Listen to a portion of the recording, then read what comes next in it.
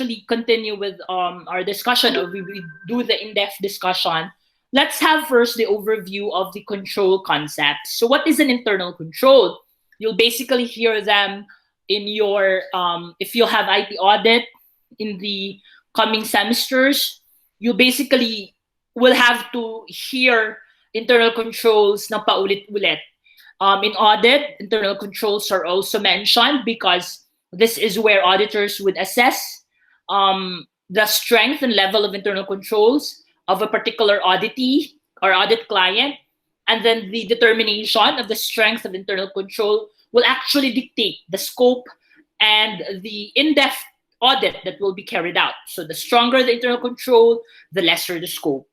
The weaker the internal control, obviously the scope will be bigger or deeper. Kasi in audit, the purpose is to give verification, diba? The audit is to give assurance on certain balances. So kung malakas yung internal control, you can rely on the balances of the transactions being carried out by the company. So konting substantive test lang ang gagawin. But if it's weak, then less assurance, less reliability. So ano ba yung internal control na sinasabi? Internal control or controls are processes that are being implemented to provide now reasonable assurance that control objectives are achieved. So ano yung mga control objectives na yan?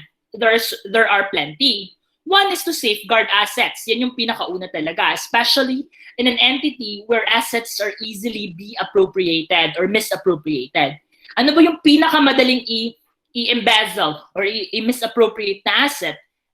Cash. So if you're handling so much cash, or there is so much cash in the entity, you have to implement stringent internal controls on that specific transaction where cash is being received or being disbursed. Kasi madali siyang mawala, madaling mawala sa bearing, at madali siyang misappropriate without being parang tracked. So therefore, the internal control on, say, cash transactions must be placed in a way that you can track the ins and outs of your cash. So safeguard assets. This is to prevent or detect unauthorized acquisition, use, or disposition.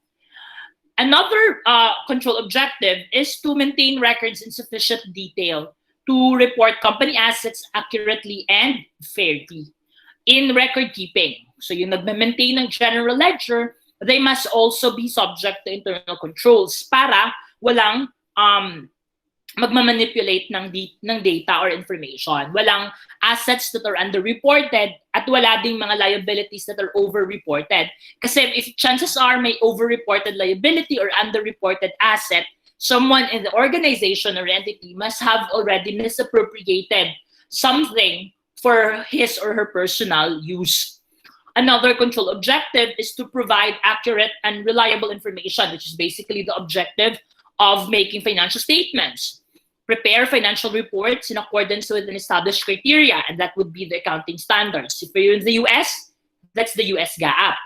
Promote and improve operational efficiency, encourage adherence to prescribed managerial policies, and comply with applicable laws and regulations. So kailangan mo din ng internal controls para makakomply ka with laws and regulations, especially if you're an organization that is subject to further regulation by another agencies. Ano yan? Another agency. Ano yan siya? For example, if you're a corporation, obviously you are subject to regulations of the Securities and Exchange Commission or SEC. Kasi corp ka, diba? Corporation. Pero if you're engaged in a certain industry pa, there are additional organizations that would regulate you. For example, if you're a bank, you are subject to another regulation, which is the Bangko Sentral ng Pilipinas. Included sa Bangko Sentral ng Pilipinas would be finance institutions. Like say, yung mga microfinance, yung mga nagpapautang, included dyan sa scope na yan din, ang mga pawn shops. If you notice pawn shops now, it's natural for pawn shops to morph into a money remittance center. Manotice nyo, laging pag pawn shop is nagiging money remittance. RD, M. Luwilier, Cebuana Luwilier, and last yung Palawan, naging money remittance. Kasi nga, ano siya, allied service. So isang regulation lang naman, so might as well double into it at we have the cash naman to do it. So might as well do it. Pag insurance company ka naman, you have the insurance commission. So yung mga regulations na yan, on top pa yan sa regular regulations or statutory compliance na gagawin mo with the Securities and Exchange Commission. And the reason for this is that because most of these industries kasi are impressed with public interest, especially yung mga banks, insurance, kasi they get money from the public. They're handling OPM. What's OPM? Not original Filipino music. OPM means other people's money. And because you're handling other people's money, these are impressed with public interest, that it is only understandable for the state to use its police powers to regulate the conduct of these particular industries. And internal controls will help these entities now comply, report properly what are supposed to be reported in order to preserve the trust and confidence of the public. Ano dyan, yung mga bangko talaga, yung reporting requirements ng bangko napaka-stringent. Because a scandal involving a bank na may fraudulent activity or may fraud would rock the institution, not only the institution, but the industry itself. And that would lead to the crumbling of public trust and confidence. And trust and confidence is very essential in banking industry. Because we trust them, we put our money in these banks. And we are actually the creditors of these banks. Pinapautang natin ang bangko ng pera natin so that the banks can actually safekeep the money or invest it somewhere else to make more profits. And that's the concept. Hindi kasi tayo ang nang-utang sa bank. Tayo ang nagpapautang sa bangko. Basically, the banks are indebted to the depositors, right? Now, internal control is a process as well that permeates an organization's operating activities and is an integral part of management activities. The fact that it permeates an organization's operating activities makes it internal by nature. Kasi kung hindi yan siya included sa operational activities ng entity, it's basically external. Hindi siya magiging internal kasi nasa labas. But because it is part and parcel of your operational activities, internal siya, right? And internal control provides reasonable assurance. Okay? Reasonable assurance. Even audit is always reasonable assurance. Hindi mo pwedeng sabihin that internal controls can give you 100% or complete assurance because there's no such thing as complete assurance or 100% assurance. That is by human nature. As long as humans are involved, you cannot achieve complete assurance kasi may human factor talaga. Alright? There are so many factors involved. And that's why reasonable lang na parang this is correct. Or the balances come up with this particular process kasi may internal control, it can be reasonably assured na reliable or dependable yung balance na yan. As we've discussed in the previous chapters, di ba, maraming factors din why people were motivated to commit fraud. Yun yung very basis, very reason why there is only reasonable assurance. Kasi hindi mo talaga matatansya what are the factors that motivates a person, ano yung opportunity na available for him to do it or to commit it.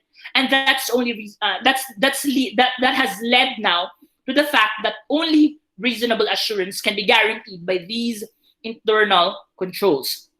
Okay? This is again kasi may mga inherent limitations ang isang organization or transactions. It could be mistake, faults, human nature, human frailties. Okay? So, wala talagang perfect system. In fact, even if it's automated, kasi meron nga talagang human factor, walang 100% or complete assurance. Right? Now, let's proceed to the three functions of internal control. Obviously, there are three. First, it's preventive. Again, prevention is better than cure. So, therefore, internal controls are intended to prevent the happening of certain problems. An example given there in your screens would be hiring qualified personnel is an internal control. You don't just hire people because you just need them and you just hire anyone. You have to put certain standards, and that is an internal control. Because again, you are trying to prevent problems that may arise later on, like incompetence or inefficiency. So again, that's preventive. Or segregation of employee duties. We will discuss later in depth what is the segregation of employee duties. And controlling physical access to assets and information, yung mga authorized personnel only. Why? Because you're trying to control the movements of your employees, especially in an area where properties or assets that can easily be mishandled are found or stored. Like warehouse, for example, or inventory stock keeping areas, yan. Tas madali lang siya ibulsa. That's why you're trying to control access to those areas. Kaya laging may mga authorized personnel only. Hello, baby. Okay. If you hear some noise, that's you go playing around. So, ano lang, we'll just continue. Now, second is detective. Detective control, which means that may nakalusot sa prevention stage. Okay, sa preventive controls may nakalusot, but because there are also internal controls placed that may allow the organization or entity to detect discrepancies or errors, then that is also an internal control by function. An example will be duplicate checking of calculations, yung magpo-foot ka twice because again, it may be total na siya, but then again, there could be some mistakes along the way, so you try to double check it.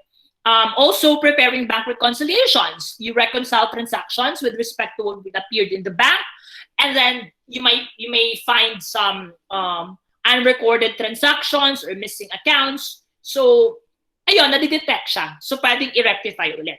And the third would be corrective controls. Yun nga, rectification. The moment that you've already identified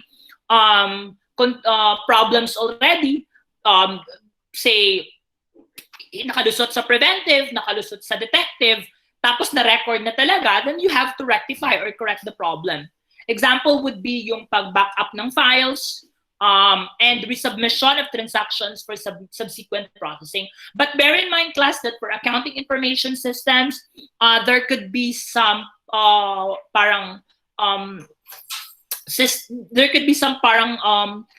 provision on your accounting information systems where the moment that you've already reconciled transactions, you can no longer correct them by changing the main entry. You really have to make a separate journal entry. Or if you're referring to SAPs, SAP itself, the moment na na-add mo na siya, hindi mo na siya pwedeng balikan at to edit. Ang pwede mo na lang gawin is to enter a correcting entry talaga. It's parang ano talaga siya, parang the moment you hit enter or add, ano na yan siya, point of no return. And therefore, kailangan talaga ng stringent authorization controls, review process, para before an entry was created, dumaan na talaga siya ng processing. Paano yun siya nagagawa ng paraan when in fact that you will be processing so many transactions? Tapos kailangan pa ng review kasi nga wala nang balikan. Obviously, may function naman ng SAP na draft. Na lahat ng ginagawa ng staff, like say the AP processing, is nagda-draft lang sila. Pag in-add nila yan, hindi yan siya add talaga, but rather it is saved as draft. And then a reviewing personnel will have to check it at siya yung mag-a-add nung documents na yon. So, ano siya, parang madalian yung pag-record, pero hindi siya automatically na-add. So, merong review process. Added personal, added task, but that's also to ensure the accuracy of your transactions being entered into the system or the database. Alright? So let's proceed to two categories of internal controls. Obviously, may dalawa lang yan, general and application. Pag sinabi natin general, it is the control pertaining to the entirety of your system environment. Meaning, ito yung control na nag-i-ensure na ang accounting information system mo or database is stable and well-managed. Ito yung it pertains to yung infrastructure security, yung physical security, and also the development, software development, meaning the developer na nag-create ng yung accounting information system has worked hand in hand with your accountant to actually envisage the actual accounting process and capturing now the entire, say, transactions. Meron ding quality control with respect to acquisition ng hardware as well as the software component, and of course yung mga controls with respect to, say, people na nagde-develop ng inyong accounting information system. So therefore, ano to siya in its entirety, general. Pero pag sinabi mo namang the application itself, and its ability to prevent, detect, and correct transaction errors and fraud, ito na yung application controls. These are controls found in the system itself. Okay? Ang concern nito is hindi yung quality control ng buong system, but rather the accuracy, the completeness, the validity, and authorization of capturing the data, entering it, processing, storing, transmitting it to other systems that may be parang add-on to your system. Say, for example, yung POS, yung point of sale system na nasa mga cashiers. Hindi yan siya accounting information system, but rather just a sale system. Kinakapture niya lang yung sale for that particular day. It is also an inventory tracking. Why? Because in a grocery class, ang grocery is part and parcel of the warehouse. It's a glorified warehouse, arranged warehouse. So lahat ng nakastock dyan sa estante, sa aisle ng mga groceries are well kept, tracked inventory. Kaya may nagbibilang dyan from time to time kasi inventory yan at warehouse din yan pero may design lang, malinis lang, arranged, hindi maalikabok. Every time na pupunta ka sa cashier, pag nirecord yun sa POS, nire-record yung sale on the one hand at dinideduct yung inventory from the count doon sa aisle na yan. So, it hits two birds in one stone. The moment na i-crank yan siya sa POS, yung pag-scan, dalawa na yan, inventory management and recording ng cash sales. Yung pag-receive ng cash at saka pag-record ng revenue for that particular sale. Pero hindi yan siya yung accounting information system. Kasi accounting does not only limit yourself to sale. Remember, meron ka pang purchases, meron ka pang payroll, meron ka pang banking, finance. So, hindi yan siya, so i-enter mo pa yan or i-connect. So, yan yung sinasabi natin na transmittal to other systems and to be reported.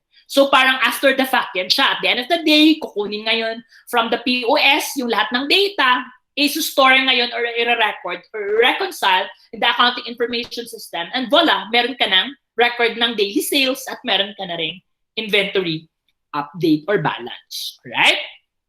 Now, let's proceed to the 4 levers of control. Okay?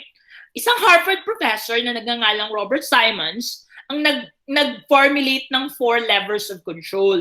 Ang 4 levers of control na ito is intended or are intended to help management reconcile conflicts between creativity and control.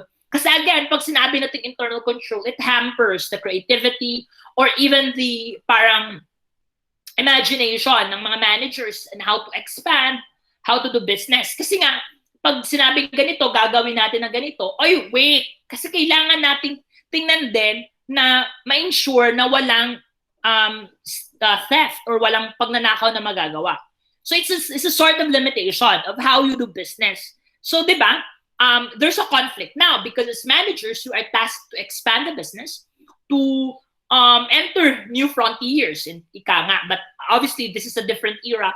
Businesses ay parang parang lahat ng businesses meron na eh. Pag sinabi mong unique business, it must in one way or another involve technology. But imagine living in an era, 1920s, 40s, where everything has to be invented pa, or everything has to be parang revolutionized. Imagine. Kaya marami ngayong mga iconic businessmen are found in that era, 20s, 40s, 30s, 50s, in fact. Kasi nga, pwede mo pang i-revolutionize yung isang existing business, like say, Sam Walton for Walmart, diba? Parang, when he started, ang dami ng Kmart stores, malalaki na ang Kmart stores. And he was like a fledgling, retailer. Kasi diba nga, meron siyang existing franchise ng Benjamin Franklin. O yung Benjamin Franklin, bankrupt na ha, wala na. But Sam Walton has a Benjamin Franklin franchise. And then, he found to revolutionize retail in a sense na instead of coming after major cities, yung malalaking city where there already Kmart, he started small communities. Tapos din siya, marketing genius and everything. Revolutionized talaga niya yung marketing, yung promotion, yung promodizing ng items. And then, voila, nagising na lang tayo that Walmart is the biggest retailer in the world. And the Waltons are one of the wealthiest families in the world that's still privately owned.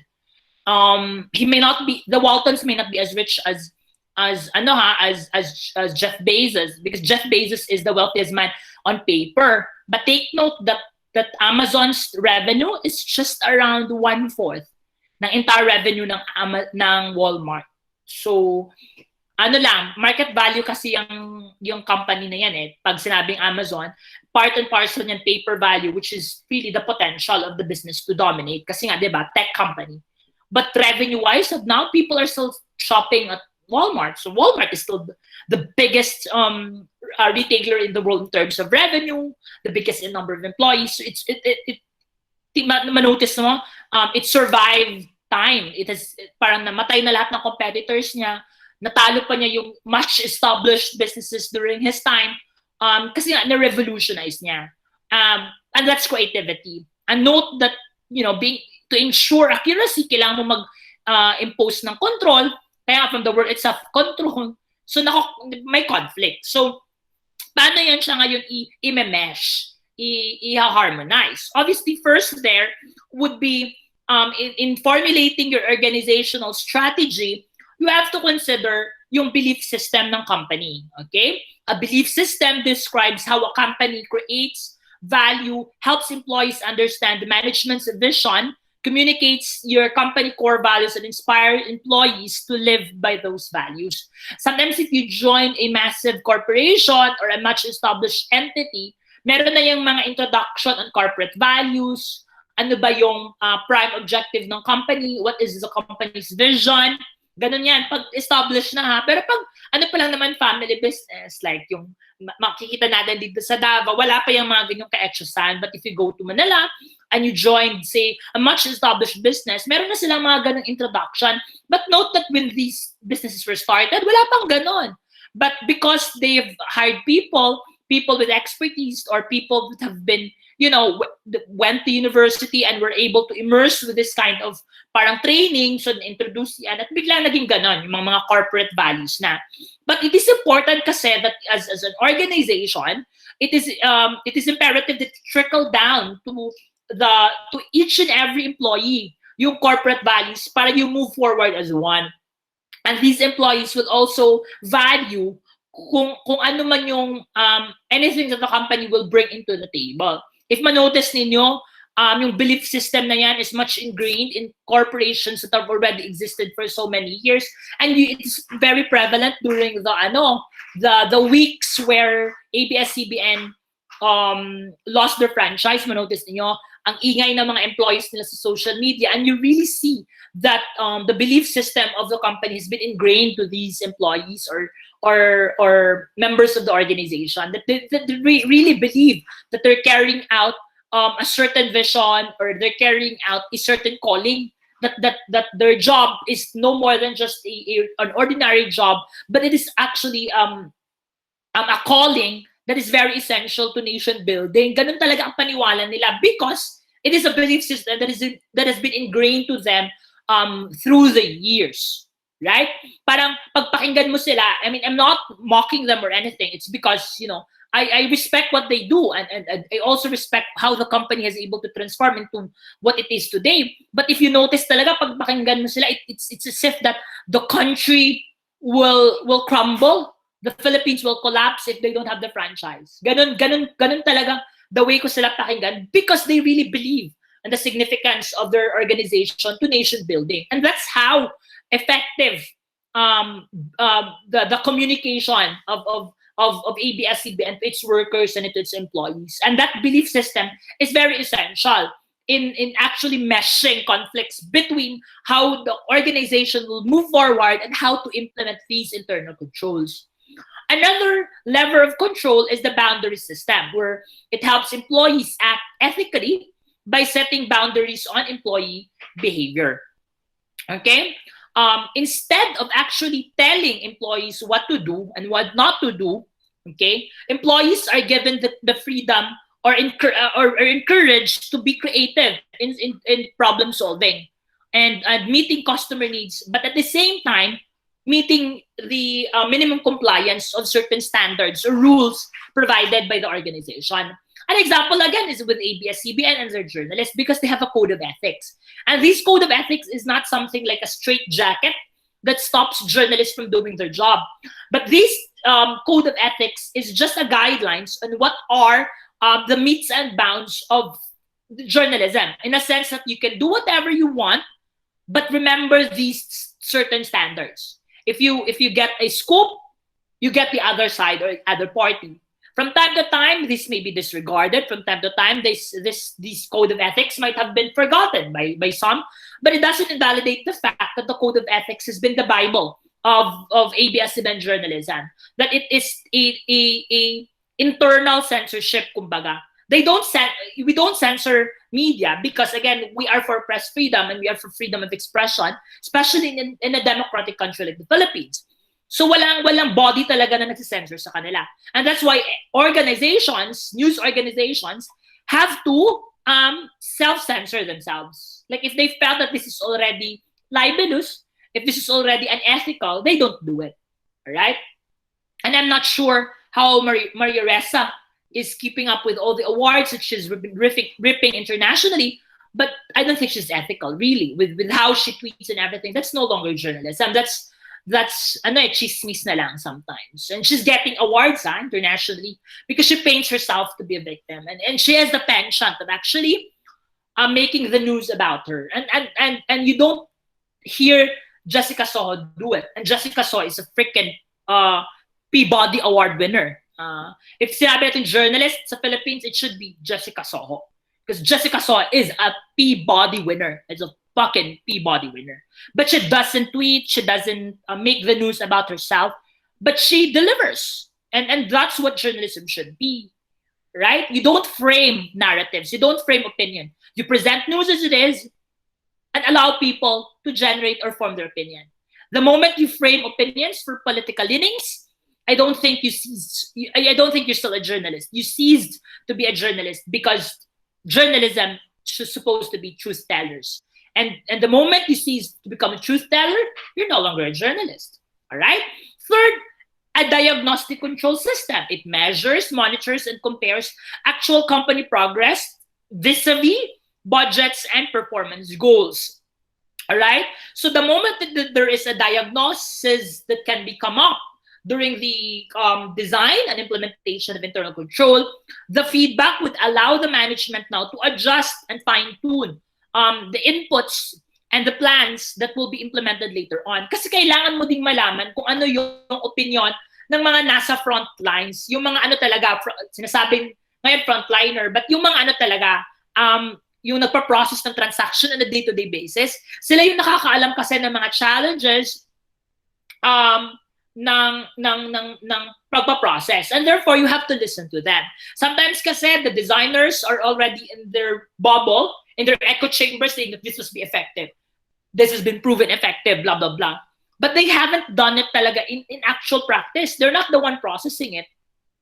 And therefore, ang mangyayari is that the design is good on paper, but that's not really feasible in actual processing. And therefore, you have to listen to their feedback para ma-adjust mo accordingly.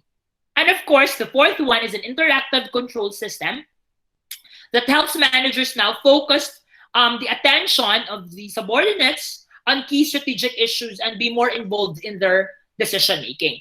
Interactive system data are interpreted and discussed in face-to-face meetings of the superiors, the managers, and then yung subordinates and other members of the organization that will be affected by the internal control. Para siyang open forum. Because again, coming up with not a perfect system, but rather a working, efficient, or an effective system has to be a collective effort. Hindi lang siya ng mga decision makers. Kasi kailangan mo din ng reality check. Alright? And then that's the same as when we designed before databases for accounting information system like SAP. We felt that it's already good and everything, but the moment we present it to the staff, they would raise relevant questions talaga that consultants like us may not have envisaged because we're not the persons actually doing the transaction.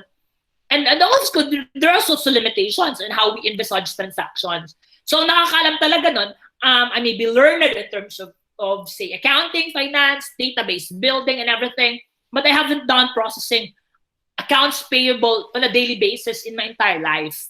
And that is something that I value, yung mga input talaga ng mga nakakaalam. Because again, you have to be receptive on people's opinion on certain matters. Sometimes we get annoyed or irked because it's sometimes irrelevant, but part of ourselves. Along the way, mayroong relevant na lalabas dyan. Okay, pag sinabi mo, ay, ako, nandito na naman tayo, walang mga kwenta. Wala lang kwenta ang majority dyan, but one another, may susunod dyan that you will have to take note and you have to consider. Okay, and that's the importance of that interactive control system. Okay, so remember class, nung ating initial discussion, diba, there was a mention made by yours truly on Sarbanes-Oxley Act of 2002. Remember that Enron, the 82 billion company, filed for bankruptcy, and that's $85 billion na market value ng company that has filed for bankruptcy. That was in around, I think, late 1990s? Yes, 1999, I think. But the United States did not act on it pa. And then WorldCom collapsed, filed a bankruptcy again in early of 2002. And that's $100 billion market value of the company. So that has parang prompted the US government to institute reforms in corporate management and in corporate governance. Hence, we have the Sarbanes-Oxley Act of 2002. The Sarbanes-Oxley Act of 2002 is a landmark legislation and the most important congressional legislation in the United States pertaining to how companies do business. It is the most important and single most important business, finance, and corporate related legislation of the United States in recent memory, and that was just 2002. That was like 18 years ago. And I was like what, second year high school then. So 2002, remember. And now we're discussing Sarbanes-Oxley Act of 2002 because it's still effective and it is still the guidance in corporate governance in the United States. And why do we need to discuss it again? Because it is important for companies in the Philippines that want to tap financial markets in the United States, want to be listed in the New York Stock Exchange, or simply to do business with American companies to have compliance with Sarbanes-Oxley Act of 2002. Pag manotice ninyo, all of a sudden, companies with the same person holding the position of chairman, president, and CEO would suddenly divest one position and would just be simply the chairman and CEO. Wala nang president. Bakit? Kasi that company must be doing business in the US na. And in the United States, hindi pwedeng same person ang chairman at saka yung president ng entity. So biglang pag may ganun na mga changes in corporate position in the Philippines, especially pag mamalaking companies, must be doing business in the US. Kasi kailangan mag-comply sa Sarbanes-Oxley Act of 2002. So what are the most important aspects of Sarbanes-Oxley Act? Obviously, napakalaking law nito, napakakapal, but we have to choose lang what are relevant, especially with respect to internal controls. One is the creation of the Public Company Accounting Oversight Board, which is an entity that controls the auditing profession. So because the collapse of Enron and WorldCom were results of, say, collusion between companies or corporations and their auditing partners or their auditors, then this entity was created para mag-enforce ngayon ng quality control with respect to audit engagements and to enforce now ethical standards, independence, and other auditing standards that are relevant to, say, ensuring that financial reports, financial statements that are being chunked out by these auditors are correct, are reliable, and reasonable in the sense that the public can rely on them, right? This entity is comprised of 5 individuals who are appointed by the United States Securities and Exchange Commission. Now, the Sarbanes-Oxley Act also introduced new rules for auditors.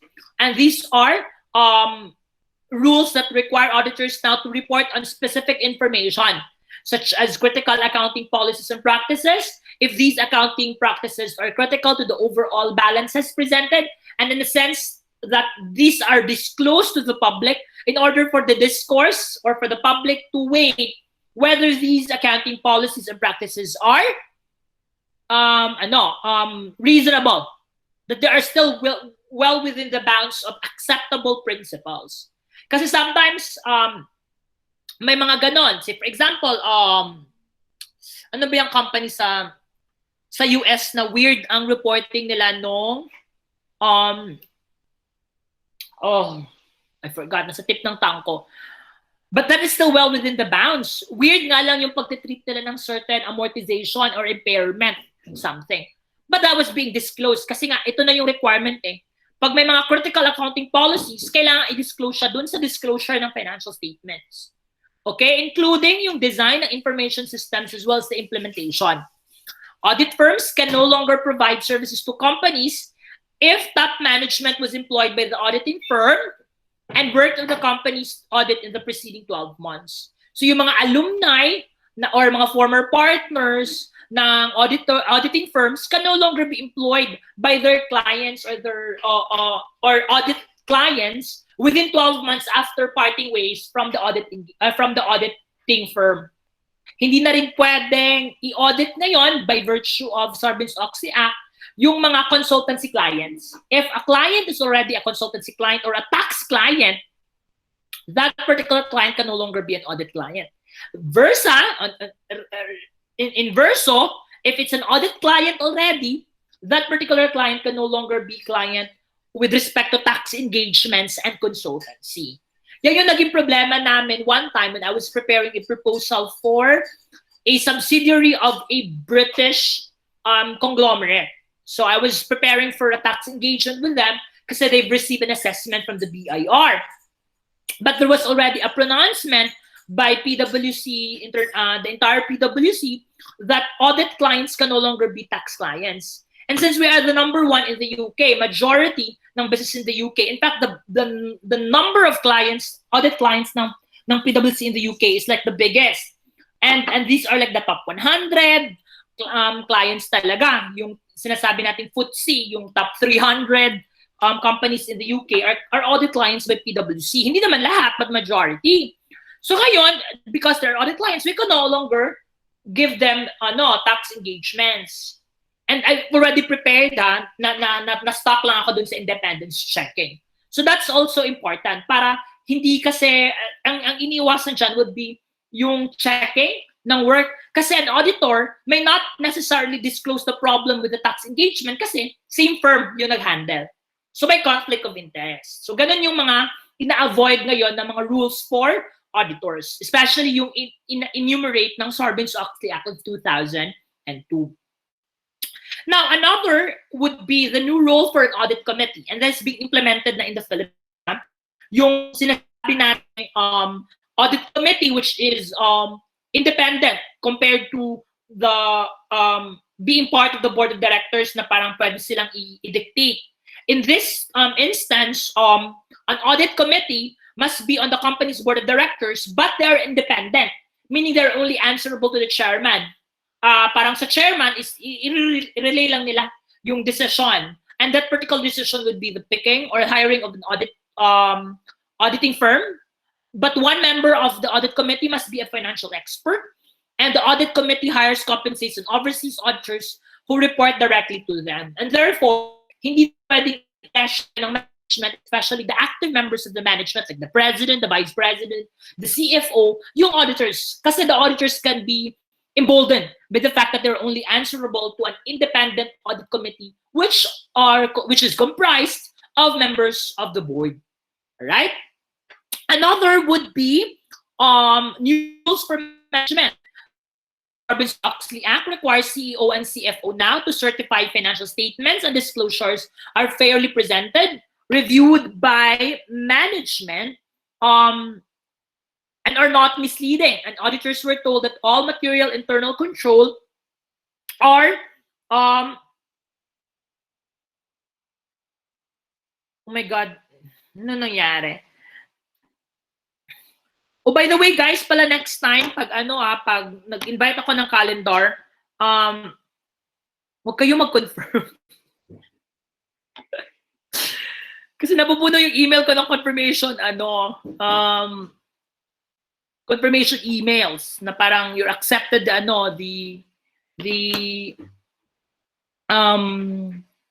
calendar invite. Wag na lang kasi parang basta lang nakita ninyo, wag nyo na lang siyang i-accept kasi parang naka-flood ako. Pero tingnan ko muna if baka pwede namang hindi ako ma-notify nitong acceptance. Kasi Diyos ko, kung imagine lahat kayo, so wala na, inbox ko puro na lang. Puro accepted. Jesus Christ, Lord and Savior. And now, they can be prosecuted and fined. Companies must disclose in plain English material changes to their financial condition on a timely basis. Right? Now, last important aspect that's related to internal control would be Section 404 of the Sarbanes-Oxley Act of 2002, which requires companies now to issue a report accompanying the financial statements, stating that management is responsible for establishing and maintaining an adequate internal control system. Note class that this establishment of internal control is the management and management alone's responsibility. Hindi yan siya responsibility ng auditor at ng nino man. What is the internal control being established can no longer be changed by the auditor. The auditor will just have to comment. The auditor will just have to make an opinion that ito yung kailangang necessary changes later on moving forward. But the auditor does not have the mandate, even the call, in order for it to change the internal control midway at that point. Kasi responsibility yan ni management. Okay, there must also be a report containing assessment of the management with respect to the internal control, attesting to their accuracy, and if there are reports of significant weaknesses or in-compliance with standards. Right? Kasi para din, ma-price si auditor ngayon sa strength ng internal control. Kasi magdidictate nga yan siya dun sa scope ng substantive test. Right? Now, after the Sarbanes-Oxley Act was passed, note class that there's already a mandate from the Securities Exchange Commission that management must base its evaluation on a recognized control framework. Dapat nakabasa doon sa ang internal control must be based on an established control framework. Ano yung mga control frameworks na yan? I-discuss natin isa-isa. Kasi relevant na siya. Kasi nga, kailangan ang internal control is based on a significant or recognized control framework. Hindi siya basta-bastang pino-formulate lang ng nino man or sino man. It must be guided by the control framework. There must be a disclosure on material internal control weaknesses and a conclusion that the company does not have effective financial reporting internal controls if there are material weaknesses. Kapag yung weakness ng internal control is so material, forced na yun ng auditor to disclose na hindi effective yung financial reporting internal controls. Hindi pwedeng mag-mince ng words ang auditor. Kailangan niyang i-disclose talaga yan. Kasi yun yung findings niya. As to the materiality of the weakness, it is dependent now on the professional skepticism of the auditor. But obviously, with respect to, say, work experience and expertise, pwede ka na makapag-set talaga on your own on what is material or not. And then this is in recognition of the standards, the status, how big the company is or the client is, how big is the financials of the company. Kasi 1 million pesos may not be significant to one. It could be insignificant to one as well. But ito is significant for someone else because it could be the entire business. So depende yung materiality. 100 million may not be material for PLDT. But it could be material for all of us. It could be material for all family-owned businesses or even small and medium enterprises. But 100 million could just be an amortized loss or even just a write-off for a massive conglomerate like PLDT. Nag-write-off ka ang PLDT, di ba, ng 4 billion loss for TV5. When I was still with PLDT, I remember that one. But then again, it's relative kung yung company na yan is massive ba or hindi, right? Now let's proceed to the control framework. Kasi nga dinidiscuss na natin, it must be based on a recognized control framework. So let's discuss what are these control frameworks that will serve as basis ngayon ng ating mga internal controls or internal control policies. Okay? So we have 3 control frameworks. One is the COBIT framework, which is control objectives for information and related technology. O, diba? COBIT. Pero walang R. Kasi nga, mahirap na covert. So, usually naman, hindi nakaka-pronounce ng R ang mga nagpo-formulate nito, probably British. So, COBIT. COBIT. So, COBIT na lang kasi, di ba nga, hindi naman natin pronounce ng letter R. Second would be COSO. COSO is actually very popular in the Philippines. You'll probably encounter several documentation with respect to internal controls, and they are usually based on COSO, the Committee of Sponsoring Organizations Internal Control Framework, and an Enterprise Risk Management Framework, or ERM. So, dalawa yan, right? Now, what is COBIT framework, by the way? A COBIT framework is developed by the Information Systems Audit and Control Association, or ISACA, or ISACA. ISACA developed COBIT, and COBIT consolidates control standards from many sources. Ano yung mga sources na naging basis ng COBIT in consolidating control standards? First, yung management to benchmark security and control practices of IT environments. Second, users to be assured that adequate IT security and controls exist. And third, auditors to substantiate their internal control opinions and to advise on IT security and control matters. Okay? Yan yung ang ina-allow ng COBIT.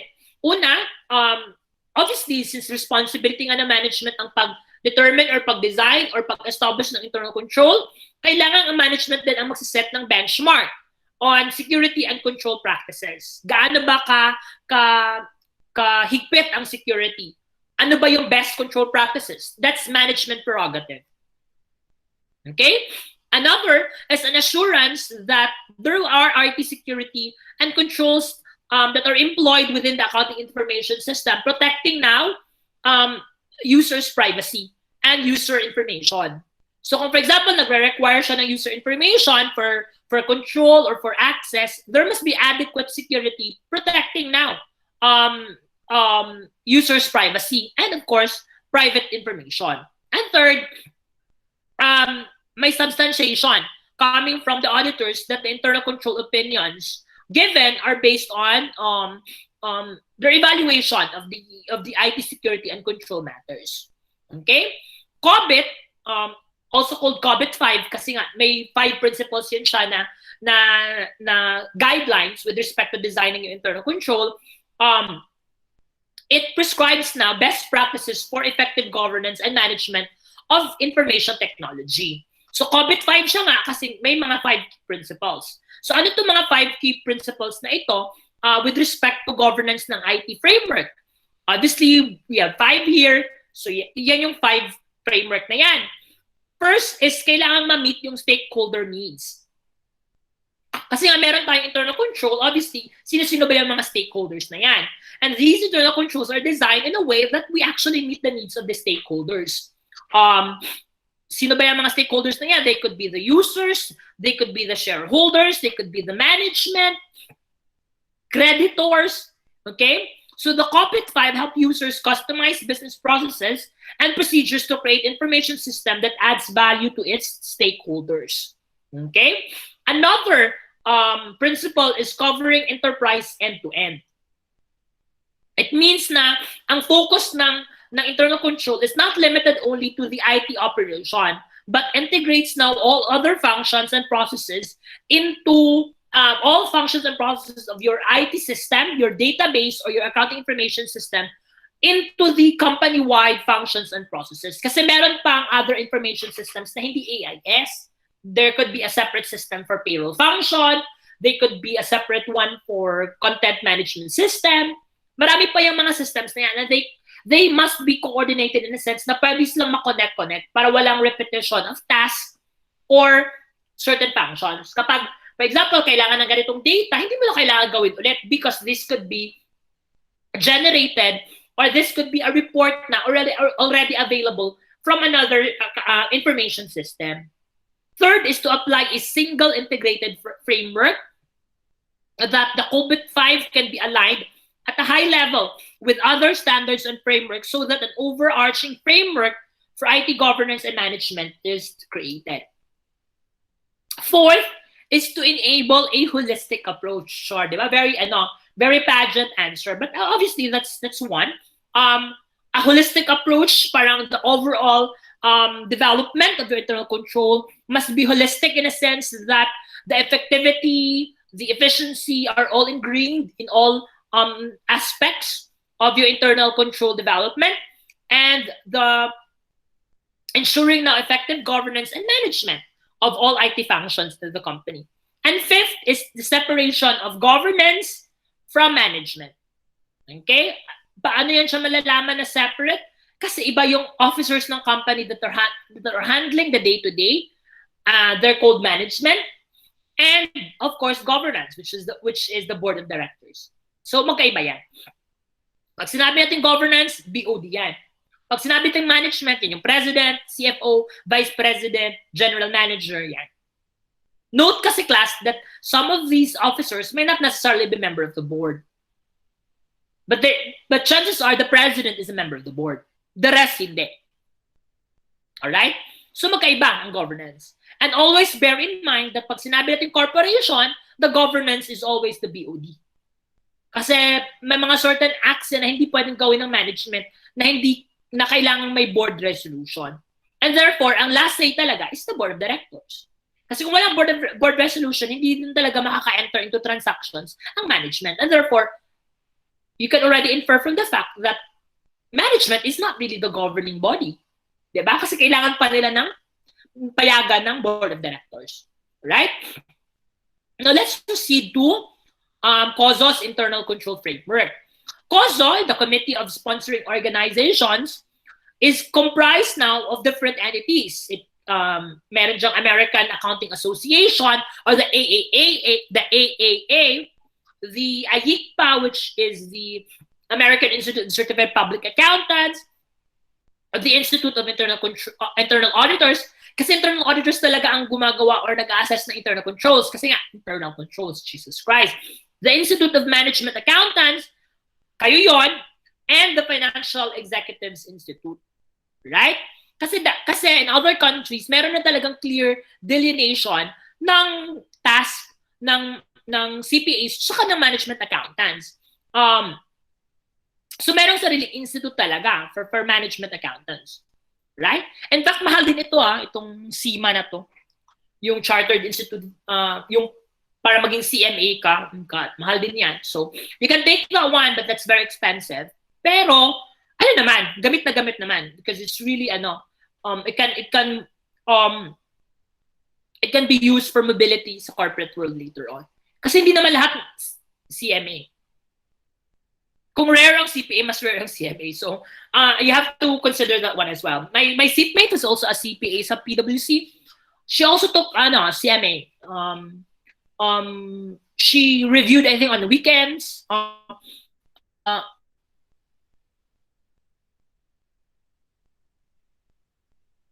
Okay. My secretary is texting.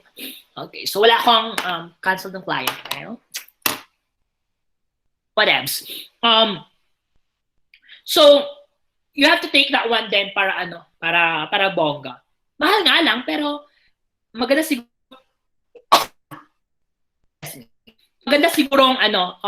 investment. Kasi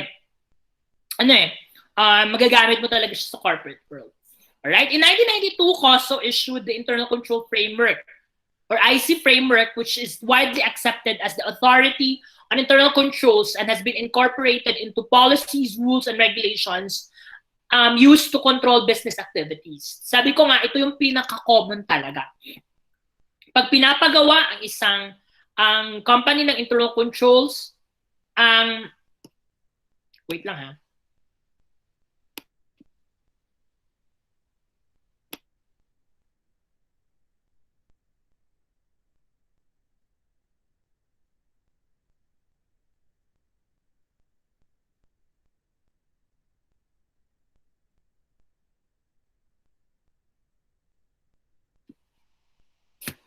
Oh my God, sorry. Mali ang na-link, na-click.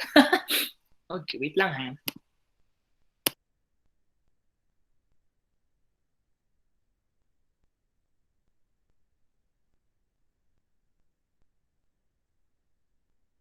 Okay, I'm back. Nasaan na ba ako?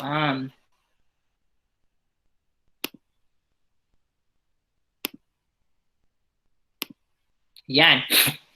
So nga, sabi ko, ito yung pinaka-common na basis na, or framework with respect to internal control. Oh my God. You go. Pasensya na. Meron akong just shed siguro ng hair ang aking dog. So medyo ako may allergic rhinitis ako pag hair. Oh my God. Kate. So, oh my God. Wait lang.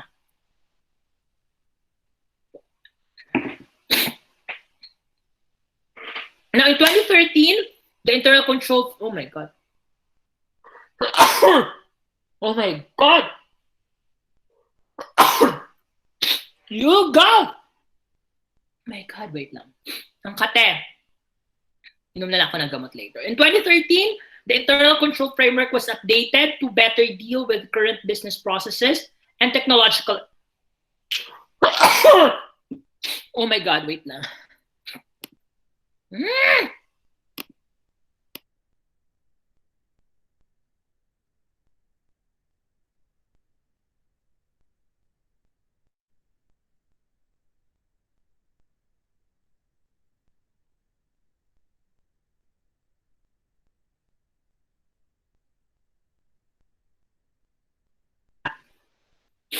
Fresh as ever. Can you still see the screen on?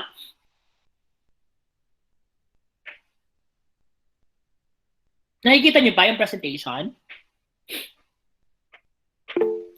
Alright. Okay. Ano kasi to, yung aking baby Yuga is 3 months. So medyo malikot, tapos still in a playpen. So nasa living room. Kasi tina-toilet train pa namin siya. So ayun.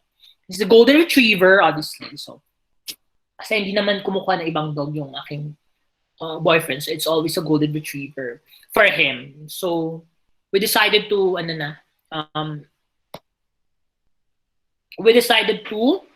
get our own dog kasi nga parang balak namin next year magbabahay na kami. Diba? Now we're our 5th year. So obviously pag 5th year na, we have to level up the relationship. So we're building our own house. Charot! Diba? So ayun, meron na kaming baby para din siya, para motivation na rin at the same time. We're not parang limited with condo again. Kasi pag lumaki to, obviously disqualified na kami sa lahat ng condominium development. So, bahay na talaga. So let's continue. Kasi ang layo pa natin. Ang haba ng topic. This is 14 out of 41. So again, in 2013, the Committee of Sponsoring Organizations updated the framework, the internal control framework, which was originally issued in 1992. So that was how many years? That was 21 years? Yes, 21 years. To deal with the current technological advancements and changes in how we do business. So obviously, naging obsolete yung original internal control framework kasi marami doon hindi na applicable in terms of when we have these accounting information systems na, especially when we deal with individuals or members of the organizations through the internet. May mga automated systems na rin tayo. We use a lot of emails na, especially in massive organizations. When I was with PwC, lahat online, but we still go to the office kasi there was a belief kasi that you only collab well with the office. And I think that was healthy din na decision. Kasi dati nagrereklamo kami because we wanted to work from home more often in a week than we go to the office. And nagrereklamo kami kasi we're given lang, I think, once a week. So we can work from home 4 times a month. And we said, that's not enough. So lagi namin ina-argue sa HC. But now with the pandemic, everyone wants to go back to the office. Kasi it's no longer healthy then that we work from home on a daily basis. And And I think what makes it unhealthy is the fact that we can't go out. Working from home is exciting, man, if we can go out. If we can hang out after work with friends, if we can dine out, we can go to restaurants. I think that's not toxic eh. Work from home is really good if normal ang labas. But I think nag-accumulate lang siya, nagpa-pile up with the fact that we're working from home and at the same time we can't go out. So wala nang clear boundary of work and leisure. So I think that's the reason why it has become toxic yung work from home setup. But I think what the chairman of PwC said during Facebook post, that the pandemic showed the rest of the world and the rest of the country that work from home scheme and online communication with your employees actually work, because PwC was still able to deliver its services to its clientele, and we don't have office. So no one's working na eh in the office. Tsaka naka-rotate na rin ang pag-office ngayon kasi nga ano lang ba yung capacity. And with that, I think it's an exciting era after this pandemic kasi we can no longer reason out to people that work from home setup cannot work, because we have proven during this pandemic that it actually works. Have you heard about the Daily News in New York? Once the largest publisher newspaper published in the United States on a daily readership basis. Wala na silang physical office. Kasi during the pandemic, naka-work from home lahat, pero nakapag-produce pa rin sila ng newspapers. So nag-decide ang management na i-close na nila yung kanilang remaining facility. So the Daily News has become now a newspaper without a newsroom. Kasi lahat naka-work from home na. Meron silang printing press, but other than that, wala. Naka-work from home na lahat ng journalists, lahat ng news writers nila, lahat ng staff. So I think ito yung magiging game changer ng mundo natin with respect to this pandemic. And it was true kasi may nabasa ako before during the onset of this pandemic na pandemics do change the world. And the world drastically changed during the bubonic plague, the Black Plague, kung saan halos 1/4, 1/2 ng Europe na mga Europeans namatay because of bubonic plague. The bubonic plague changed how people lived and how they do business. And the Spanish flu pandemic also changed the world, and I think this pandemic has changed our world and will forever alter how we interact and how we will do business in the near future. All right. The revision of a framework also provides users with more precise guidance on how to implement and document the framework. Many new examples have been added to clarify framework concepts and make the framework easier to understand and use. So we have 17 principles under the COSO internal framework. And of course, these are already in addition to the 5 components of the original framework. And all in all, these complement each other in establishing now the concepts of internal control and how companies will have to adopt and how to institute these internal controls in their own organizations. Obviously, you cannot adopt it na raw, kung ano siya as it is mentioned in the framework. You have to evolve. You have to change the internal control guidelines or principles in order for it to be organically adopted or organically or seamlessly be part of your organization. All right? So you also have the COSO framework, but this is for the ERM or the Enterprise Risk Management. The ERM is the process where the board of directors and management set strategy, identify events that may affect the entity, and assess and manage these risks, and provide reasonable assurance that the company will achieve its objectives and goals. This risk may not necessarily be limited lang to natural catastrophes or fortuitous events or acts of God, like say earthquakes, typhoons. This risk may also be may include also yung stock markets, how the economy of the country where the primary business is located, even included yung mga grant of licenses and franchise. So I would believe that ABS-CBN Board of Directors already has assessed the risk with respect to non-grant of franchise and has already come up with plans to respond with the non-grant of franchise. And they were able to move swiftly. So yun yung mga certain risks. So obviously, there's a risk of not being granted with the franchise. So a sound strategy must have already been formulated way ahead. na in case walang franchise, ito yung magiging business plan natin. And that would include retrenchment of a majority of their employees. Kasi ABS-CBN will no longer have to support their non-earning segments or functions, yung mga cost centers. Kasi again, pwede kasi mag-exist yung mga cost centers na as added value services.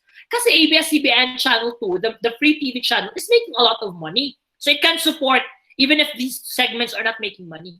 But without the franchise and without ABS-CBN Free TV, ayun, yung mga segments na hindi kumikita or supported or subsidized, sarado.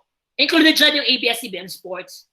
Kasi we thought that ABS-CBN Sports is really making a lot of money, but it's also an expensive endeavor. So without ABS-CBN to support it, I don't think it's feasible for ABS-CBN to continue the sports broadcast. Kasi nga, wala masyadong pera ang sports broadcast pag walang free TV channel.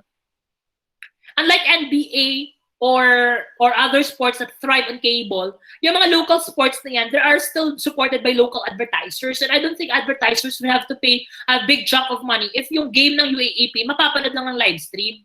Hindi naman kasi nag-embed ng advertising ang Facebook tsaka YouTube, di ba? Pag nagla-live stream. And except of course kung may mga intrusions, yung mga saglit-saglit na mention lang ng product, pero hindi naman yan ganun kamahal to support it. That's why, di ba, Right Company, Pamishap, di ba, pag nanood ka ng Still Together or Together, mga saglit-saglit lang na mention ng Carabao drink, yung mga ganon, or mga Colesi, yung mga collagen drink, pero hindi talaga full-blown commercial kasi bawal yan sa guidelines ng YouTube. Ano lang saglit-saglit na mention, product intrusions, or this segment is brought to you by, pero hindi talaga yung buong commercial. Yung buong commercial na kasi yan ang bumubuhay sa ABS-CBN. So without them, I don't think that's sustainable. Okay? Now, ERM, the basic principles under ERM are as follows. The companies are formed to create value to their owners or for their owners. Management must decide how much uncertainty it will accept as it creates value. So ano yung certain risk level acceptable for management? Uncertainty results in risk, which is the possibility that something negatively affects the company's ability to create or preserve value. Uncertainty results in opportunity, which is the possibility that something positively affects the company's ability to create or preserve value. Example again in ABS-CBN. The risk or the non-grant of franchise is an opportunity for ABS-CBN to foray in the digital world and be the leader in the digital world. Na because wala na silang franchise, wala na silang choice, they go digital. And that is where Netflix started. It was an uncertain period. Netflix is the rival of Blockbuster. It is a rental of movie rental company. Yung parang Video City before, nung bata pa kayo or bata pa tayo, charot, hindi naman. Nauna naman ako sa inyo. But before sa Video City, di ba you rent there yung video tapes. Sa time yata DVD tsaka VCD, okay. Sa time ko, naabutan pa namin yung video tapes. Di ba nare-rent ng video tapes? That's Netflix, rival ng Blockbuster. But because it was the first one to foray into internet streaming, since they already own the rights of these films, kasi di ba nagpaparenta sila, so malamang binili nila yung rights ng mga films na yan, might as well exhibit kaya natin online. Di ba? So, naging leader din ang Netflix in mail delivery ng rentals, movie rentals, yung parang magsasubscribe ka sa kanila, tapos dadating yung mga movies na pre-selected mo on a monthly basis, naka-box via USPS na dinideliver sa harap ng bahay mo, yung mga naka-shorts na khaki uniform na may cap, tapos may van ng US Mail on the van, di-deliver nila. Yan, subscription yan, monthly. Pero i-deliver yan stocks ng VCD. Tapos sasauli mo. Pag hindi naman nasauli on time, may mga penalties yan. Or mafo-force ka na i-charge yung credit card mo for purchase. Parang binili mo na yung mga DVDs na yan. Parang ganon. So sabi nila, since meron ng internet, might as well i-stream ka natin. Kasi tayo naman ang may-ari ng rights. Kasi binabayaran naman natin yung mga movie studios. And voila! Netflix is now the unparalleled and unrivaled leader in television and movie streaming. Kahit ang sobrang laking Disney, nagkakandara pa rin humabol. Nagkukumahog na habulin si Netflix. Kasi nga, si Netflix meron ng decades of leadership in terms of way ahead of the competition. Ang magiging problema lang ng Netflix, nasolusyonan naman ata ng Netflix, is that what if these content producers would decide to stream their own content? Ganyan nga ang nangyari. Disney will be pulling out all of its content from Netflix kasi there will be expanding Disney Plus. And then NBC Universal, the makers of much beloved sitcoms like The Office, Community, ang Community naman, Sony pala yan, 30 Rock, Parks and Rec, Brooklyn Nine-Nine. These are NBC Universal sitcoms, well-loved. During their first run, wala masyadong nanunood. Pero in the long run, well-loved comedy series. I love them. Single cam, workplace comedies. They will move out of Netflix as well, and they will now be with Peacock. You're Peacock, you're Peacock. No, that's a streaming service as well, but available lang sa US muna. Kasi Peacock kasi ang logo ng NBC, yung colorful. Ano yun siya? Yan yung tail ng Peacock. Kaya nung nag-start ng NBC Universal ng streaming, they call it Peacock. Kasi nga, it's their iconic logo, Peacock. Meron ding CBS All Access, yung mga favorite niyo ng mga procedurals, NCIS, CSI, yung mga ganon, mga procedurals, yung mga crime lagi, yan yung strength ng CBS. So, yung The Good Wife, The Good Fight, yung mga ganon. So, ang ginawa ng Netflix, obviously, they started producing their own shows. They've invested a lot, instead of parang big budget movies, because alam nila yung risk na magpo-pull out ng content. They're not too reliant. At ang nangyari nga is they're no longer too reliant. Reliant pa rin naman, but not solely reliant with these content producers. And then ngayon nangyari, Netflix is still the leader because they were able to maintain yung interest ng subscribers. Because from time to time, Netflix is releasing talk of the town films, original Netflix films na hindi pa na-release sa cinemas. So, ganon ang technique with respect to risk, and therefore, magaling yung management ng Netflix to respond with this risk. In fact, gaano ba ka-deep yung pockets ng mga rivals nila? Diyos ko, Amazon is already streaming. Apple is already streaming. Diyos ko, ang cash resource ng mga companies na to. Diyos ko, Disney is already streaming. Diba? And Disney has already purchased 21st Century Fox. So mag-unite, homecoming na sa Marvel ang X-Men. Kasi binili na ng Disney, kasi, di ba, subsidiary na ng Disney ang Marvel Studios. Di ba, ang rights ng X-Men films nasa 21st Century Fox. Binili na ng Disney for a record of how much yun? $80 billion? Binili ng Disney ang 21st Century Fox. So, ngayon, yung Fox naman, nawala na ng studio. Pero magiging TV network na lang ang Fox. Pero malaking pera ng Fox sa sports. So, Fox Sports, tsaka Fox News. Yung Trump supporting Fox News Channel. Pero, ang pera ng mga kalaban, hindi nauubos Amazon, Apple, tsaka yung Comcast na yan na may-ari ng NBC Universal, tahimik lang yan, pero wag ka. Tsaka yung may-ari ng HBO na AT&T. Warner Media kasi yung HBO, di ba? Yung AT&T, yan yung biggest internet provider sa US. Pangatlo lang na internet provider ang Comcast. So, di ba? Ano yan? Pera-pera din ang labanan. So, matakot din dapat ang Netflix kasi deep yung pockets ng mga rivals nila. Pero as of now, sila yung leader. So, magaling yung risk management nila, yung kanilang risk response, di ba? So, that's very admirable. Now, let's proceed to a comparison. Ano yung distinction or difference ng ERM framework versus the internal control? So, internal control framework this has been adopted to evaluate internal controls as required by the Sarbanes-Oxley Act of 2002. Ang ERM naman is a more comprehensive framework that is a risk-based rather than controls-based approach. Yung internal control kasi is magpo-provide ng internal control para makontrol yung happening ng fraud or nung mismanagement. Pero yung ERM, it's basically a response not on the prevention but rather on reactionary. Pag may certain risk, ano yung magiging response to your organization. ERM also added 3 additional elements to the internal control framework. Ito yung pagsiset ng objectives. identifying events that may affect the company, yun nga yung risk, and of course, developing a response to assess the risk. And the ERM model also recognizes that risk, in addition to being controlled, can also be accepted pag hindi talaga kayang i-control. Tanggapin na lang dawat-dawat.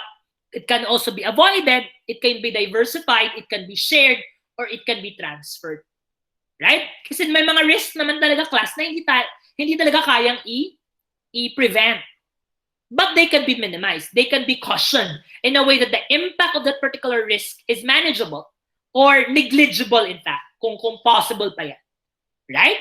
So yun yung ERM versus internal control framework. So as to ano yung laman ng internal control framework or ERM framework, you can research on your own, ha? Kasi lengthy document din yan. I'd rather not include this one in my lecture, but you can find it in the internet naman. Everything can be found in the internet. So you search na lang the COSO framework, and you'll see there, scan mo lang, skim mo lang, and how that particular framework will have to guide your organization.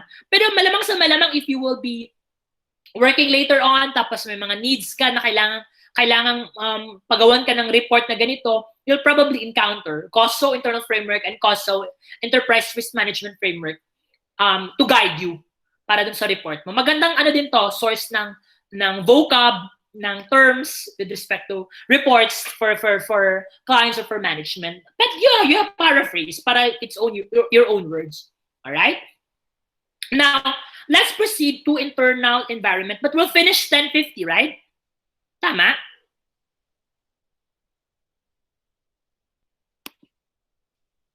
Okay. I think since we'll finish 10:50, we'll just continue next meeting